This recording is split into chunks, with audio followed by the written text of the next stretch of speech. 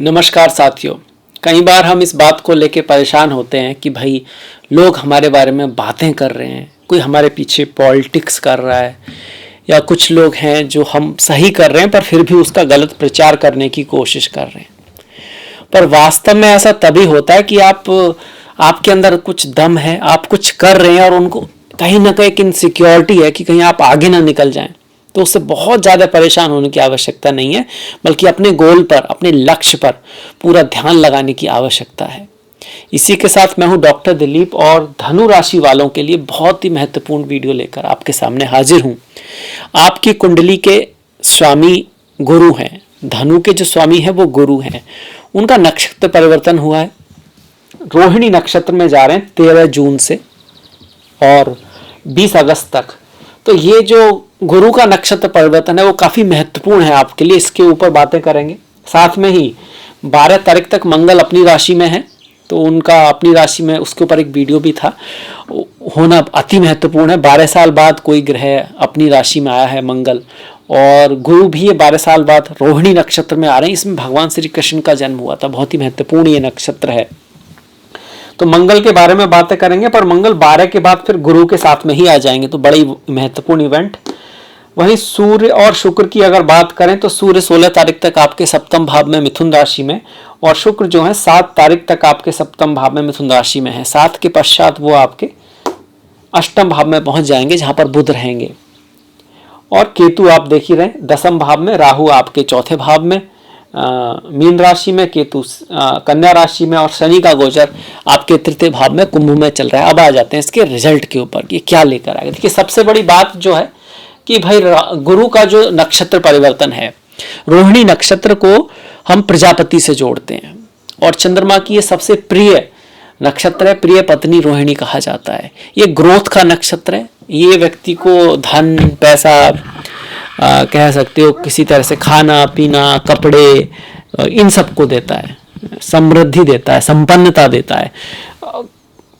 खुद में वृषभ राशि जो है ग्रोथ की राशि है, तो आप ये कह सकते हो कि ग्रोथ का ग्रह, सौभाग्य का ग्रह ग्रोथ की राशि में भी है और सौभाग्य के नक्षत्र में भी आया है, तो ये बहुत शुभ है। पर आया छठे भाव में है, छठे भाव में आया है, यहाँ पर छठा भाव है आपका। तो क्या कह सकते हैं कि भाई एफर्ट, हार्डवर्क, मेहनत, सेवा, पराक्रम, ये सब आपके लिए कहीं ना कहीं भाग्य की तरफ ले जाएगा। छठा भाव को वैसे लोग नेगेटिव मानते हैं कि स्वास्थ्य का ध्यान रखना चाहिए, पर यह भाव नौकरी का भी है, जॉब का भी है। तो 13 जून के बाद से लेकर 20 अगस्त तक जो गुरु का जो नक्षत्र परिवर्तन है, ये कहीं ना कहीं धीरे धीरे धनु राशि वालों के लिए जॉब लगाना, काम का लगना, काम के क्षेत्र में अगर कोई व्यक्ति प्रयास कर रहा है, ऐसा ना हो कि हम प्रयास ही ना कर रहे हो, या फिर हमको पता है कि वो हम कुछ कर सकते हैं, उधर जाएंगे तो कुछ हो सकता है, पर नहीं कर रहे हैं सिर्फ इसलिए कि उसकी हमें आदत नहीं है, हम अपने कंफर्ट जोन से निकलना नहीं चाहते, तो बात अलग है। पर अगर आप कंफर्ट जोन से निकलकर उस चीज की तरफ बढ़ोगे जो आपको करना चाहिए और जो सही भी है, तो आपको सफलता के चांसेस एक संघर्ष के बाद मिलता हुआ यहाँ पे गुरु दिखा रहे हैं। बिना संघर्ष के तो किसी को कुछ मिलता ही नहीं है। एक तो ये, दूसरा 12 तारीख के बाद, 12 से पहले देखें तो पंचमेश पंचम में संतान प्राप्ति के योग हैं। स्टॉक मार्केट आदि में कुछ बेहतर हो सकता है क्योंकि शुक्र भी सप्तम में चल रहे हैं, और प्रेम के लिए अच्छा है। हालांकि आपको थोड़ा गुस्से से बचना होगा, जल्दबाजी से बचना होगा। फॉरेन ट्रैवल, विदेश के योग पूरे महीने बने हुए हैं, खर्चे के योग भी बने हुए हैं, मतलब पैसा आएगा तो सही पर खर्च होने के योग भी काफी इस महीने हैं आपके। 12 तारीख तक भी हैं। 12 तारीख तक हमें प्रेम में थोड़ा क्रोध आदि से बचना है। 12 के बाद क्या, शत्रु पश्चात हो सकते हैं, शत्रु से आप जीत सकते हो, आप कंपटीशन में विजय पा सकते हो। आप किसी रोग अगर आपको कोई है तो उससे आपकी निवृत्ति हो सकती है ये, और आप अपने अंदर बहुत सारी एनर्जी भी फील करोगे। पर आपको क्या बचना किस बात से है, गुस्से से बचना है, अधैर्यता से बचना है, फिजूल खर्ची से बचना है। फॉरेन, विदेश जाने के योग बने हुए हैं। शिक्षा के लिए अगर आप कहीं बाहर जाना चाहते थे, कोई डिग्री लेने के लिए, पढ़ाई करने के लिए, कुछ भी ऐसा, तो और संतान अगर कहीं बाहर जाना चाहते थे, आप अपनी संतान को कहीं बाहर भेजना चाहते थे पढ़ने के लिए या इसलिए, तो उसमें सफलता के योग जो है मंगल और गुरु से बन रहे हैं, क्योंकि वो छठे भाव से बैठ के 12वें भाव को देख रहे हैं। 12वां भाव आपका फॉरेन, विदेश, बाहर जाना है, पर 12वां भाव हॉस्पिटल्स, जेल, खर्चा, एक्सपेंडिचर, व्यय होना, स्पिरिचुअलिटी, अध्यात्म का भी है। तो इनमें से अगर नेगेटिव चीज़ों को लें तो हम स्वास्थ्य का हल्का सा ध्यान रखें, फालतू का खर्चा ना करें। और कई बार 12वां भाव स्केपिज्म का भी होता है, चीज़ों के छोड़ने का। बस कई बार होता है मन नहीं है, आपको पता है ये काम करना है पर मन नहीं है। आपको पता है कि भाई पढ़ाई करके एग्जाम में नंबर लाए जा सकते हैं और 6 महीने बचे हैं एग्जाम के और एक महीने पढ़ेंगे तभी 6 बुक पढ़ पाओगे आप, एक महीने में कवर करोगे 6 बुक हैं तो, पर मन नहीं है, बाद में कर लेंगे। फिर बाद में बहुत स्पीड से करने की कोशिश करते हैं पर वो बात नहीं आती। तो चीज़ों को टालने का भी है। तो ये इसकी रेमेडी भी रही कि चीज़ों को टालना नहीं है। अगर आप टालते आ रहे हो तो फिर शायद रिजल्ट उतना अच्छा ना आए। और मंगल की जो 8वीं दृष्टि आपके ऊपर आ रही है तो गुस्सा, क्रोध, इससे भी बच के रहना। दूसरी चीजें, 1 से 7 तारीख तक सूर्य और शुक्र का योग बनेगा। सूर्य और शुक्र का योग अपने आप में कोई अच्छा योग होता है, धन पैसा दिलाता है, आपके लक्ष्मी को लाता है, क्योंकि काल पुरुष की कुंडली में सूर्य जो है 5म भाव को, शुक्र 7म और द्वितीय को दिखाते हैं। तो व्यापारियों के लिए अच्छा होता है, प्रेम के लिए भी अच्छा होता है। आपकी लाइफ में कोई आता है उसके लिए बहुत बढ़िया, 7म भाव में बढ़ रहा है तो व्यापार के लिए काफी 1 से 7 तक बहुत अच्छा है।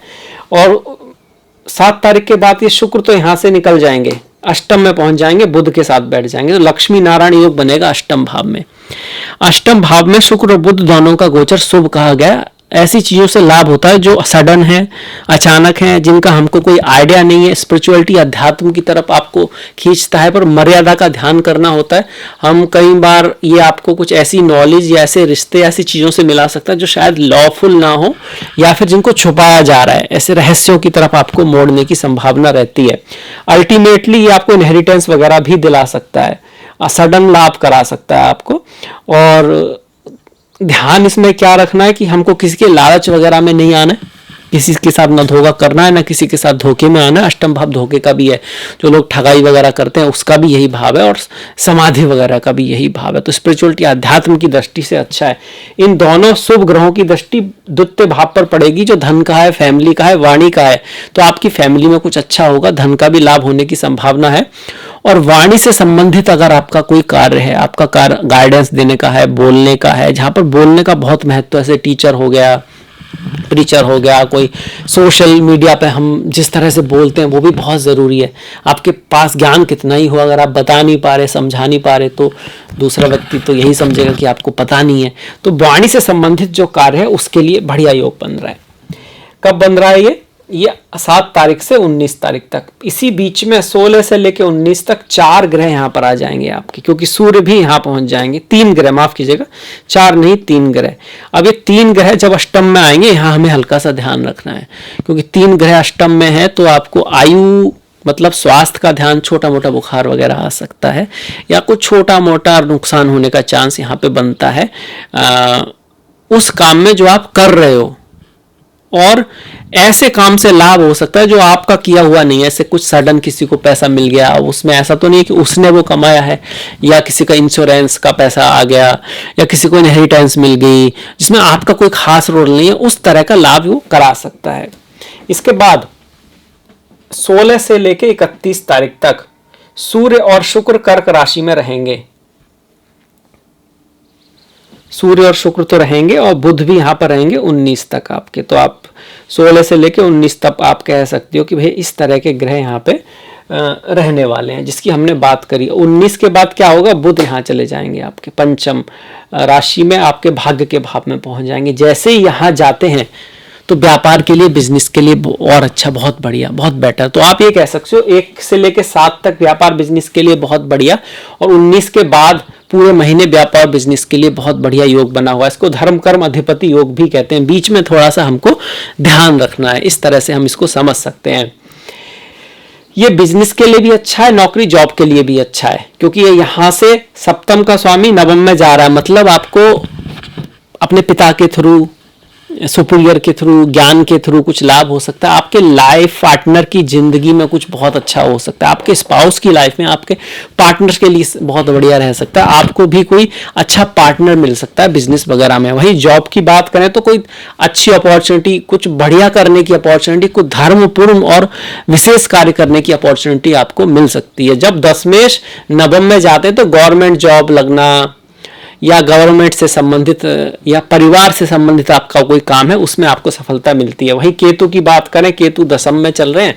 दशम में केतु का चलना कहता है कि भाई हम थोड़ा ना डिटैच्ड रहना चाहिए, क्योंकि कार्य के जो रिजल्ट आएंगे उनसे हो सकता है कि हम उतने खुश ना रहें। और पिछले एक करीब 7-8 महीने से ऐसा चल रहा होगा कि आप रिजल्टों से उतने खुश नहीं है, आपको ऐसा लग रहा है और बेहतर हो सकते हैं, तो ट्राई करें बेहतर होने के लिए।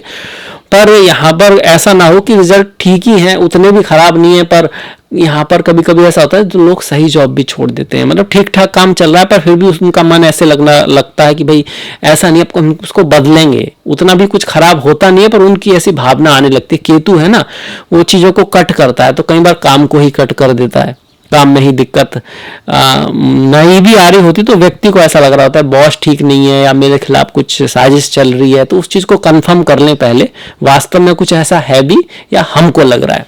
एज ए रेमेडी अगर केतु की दशा महादशा है तो गणेश जी की पूजा करें, संतों को सम्मान करें, संत को सुने, संतों की बातें आप यूट्यूब आदि पर भी सुन सकते हैं, गीता आदि को सुन सकते हैं, तो आपके लिए बहुत बढ़िया रहेगा। कुत्तों को खाना खिलाना, मछलियों को आटा वगैरह डालना, ये भी केतु की बहुत अच्छी रेमेडी है। राहु विदेश ले जा सकता है, फॉरेन ले जा सकता है, माता के साथ मतभेद करा सकता है, माता की लाइफ में कुछ उतार चढ़ाव, माता के स्वास्थ्य में कुछ दिक्कत, परिवार में कुछ उठापटक जो है राहु कर सकते हैं। ये उनके लिए ज्यादा होगा जिनकी राहु की दशा महादशा चल रही है। याद रखिए हम गोचर की बात कर रहे हैं जो करोड़ों लोगों का है, इसमें आपकी जन्म पत्री में फिलहाल क्या चल रहा है उसका भी बड़ा रोल हो जाएगा, वो भी बहुत महत्वपूर्ण हो जाएगा। जैसे कि ये गुरु वैसे तो छठे भाव में है, पर यहां से अगर आपके शनि बैठे हैं जन्म कुंडली में तो आपके कार्य के लिए उन्नतिपूर्ण होगा, अच्छा रहेगा। अगर यहाँ पर कोई नेगेटिव ग्रह बैठा है उसके ऊपर से गुरु जाएंगे तो फिर आपको लाइफ में हेल्थ की दिक्कत आ सकती है, तो चीजें जन्म पत्री के अकॉर्डिंग बदल सकती हैं। पर अमूमन मोटे तौर पर हमने इसको देखा। वही शनि का गोचर, शनि वक्री हो रहे अगले करीब 4 महीने के लिए, तो मैं आपसे कहूंगा अगले करीब 4 महीने के लिए करीब 15 नवंबर तक आप कोई बहुत बड़ा नया काम ना करें। ऐसा ना करें कि जॉब को छोड़ के बिजनेस स्टार्ट कर दिया एकदम से नया। कोशिश करें पहले जो कर रहा है उसी काम को बेहतर करना है, उसी में कुछ कमी है तो उसको दूर करना है। प्रिपरेशन के लिए, चलते हुए काम को बेटर बनाने के लिए ये समय अच्छा है, बढ़िया है, पर एकदम कुछ बहुत नया करने के लिए इस समय को हम बहुत ज़्यादा रिकमेंड नहीं करते। वैसे भी अब देवसयानी एकादशी होगी आपकी 17 तारीख से, और ये करीब 4 महीने रहेगी, तो वो शनि के वक्री से कोइंसाइड कर रहा है, तो ऐसे में कुछ बहुत नया करना ठीक नहीं है। अब बढ़ जाते हैं कुछ शुभ तारीखों की तरफ। विवाह आदि के लिए 9, 11, 12, 13, 14, 15 तारीख का मुहूर्त जो है वो है। और विवाह के लिए अगर हम एक तरह से देखें तो आपका 19 तारीख के बाद काफ़ी बेहतर समय है, और शुरू में भी जो 1 से 7 तारीख तक काफ़ी अच्छा समय है, मतलब किससे मिलने जुलने के लिए उस तरह से। और ओवरऑल अगर हम ऐसे करें कि भाई प्रेम जीवन के लिए महीना कैसा रहेगा, तो हम ये कह सकते हैं कि ठीक ठीक है, बहुत ग्रेट भी नहीं है पर ठीक ठीक है। व्हीकल से संबंधित कोई काम हो, व्हीकल से संबंधित महीने की बात करें तो कोई बहुत ग्रेट नहीं है। गाड़ी वगैरह लेने का योग जरूर है, पर हमको एक्सीडेंट आदि का भय भी इस महीने थोड़ा दिखता है। पर फिर भी जो तारीखें हैं वो 3, 14, 15, 17, 21, 22, 26, 31 हैं। प्रॉपर्टी से संबंधित कोई काम हो तो 6, 12, 11, 16, 17, 20, 25, 26, 31। हालांकि प्रॉपर्टी को लेके कुछ बेहतर योग जो हैं वो 12 तारीख तक हैं, ऐसे बहुत बड़े योग नहीं है, पर फिर भी शुभ तारीख मैंने आपको बताई। ओवरऑल 17 और 26, 31 तारीख काफी शुभ हैं। इसके अलावा 2, 3, 5, 7, 8, 9, 21, 22, 26, 28, 30 तारीखें भी इस महीने की शुभ हैं। अब बढ़ जाते हैं त्योहारों की तरफ। हमारे त्योहार हमारी पहचान, हमारी संस्कृति, हमारी जान, उससे पता लगता है कि हम कौन हैं। तो 7 तारीख को जगन्नाथ यात्रा है, स्टार्ट होती है, बहुत महत्वपूर्ण होता है। लोग विदेश विदेशों से आते हैं जिनकी श्रद्धा है। 17 तारीख को आषाढ़ी एकादशी है। 21 तारीख को गुरु पूर्णिमा है। रहीमन देख बड़ेन को लघु न दीजे डार, जहाँ काम आवे सुई कहा करे तलवार। गुरु गोविंद का दो खड़े काके लागू पाए, बलहारी गुरु आपने गोविंद दियो बताए। तो गुरु का बहुत महत्व कहा गया, हर संस्कृति में कहा गया, पर हमारी में इसका महत्व मुझे लगता है कि औरों से कुछ ज्यादा ही है। यही कारण है कि भारत ने विश्व को जो गुरु दिए हैं, बुद्ध, महावीर, शंकराचार्य और भी जिद्दू कृष्णमूर्ति, ओशो, आप उनसे राजी हो ना हो वो एक अलग विषय है, वो कहीं और नहीं हुए। उसका कारण हमारी संस्कृति में ही है। 2 तारीख को आपकी योग, किसी का गुरु की दशा महादशा चल रही हो, आपके तो स्वामी ही गुरु हैं, तो गुरु पूर्णिमा के दिन फास्ट करना, अपने गुरु के लिए कुछ करना बहुत अच्छा रहता है।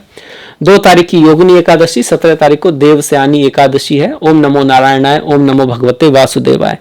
5 तारीख को आषाढ़ अमावस्या, 24 को संकष्टी, 4 को शिवरात्रि, 3 और 18 को प्रदोष व्रत। ओम नमः शिवाय, चिदानंद रूपा शिवोहम शिवोहम। 4 तारीख की शिवरात्रि मैंने शायद बता दिया। 21 की आषाढ़ पूर्णिमा है। 16 की कर्क संक्रांति है। सूर्य जो है ना कर्क राशि में चले जाएंगे, तो एक तरह से दक्षिणायन होने की शुरुआत हो जाती है कहीं ना कहीं।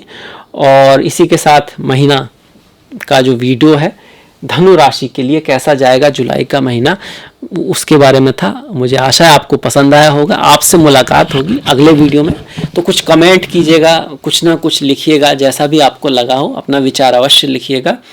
और अगर आपको इस चैनल पसंद है, आपने अभी तक सब्सक्राइब नहीं किया है तो कर सकते हैं। नेक्स्ट वीडियो तक नमस्कार, आप सभी का बहुत बहुत धन्यवाद।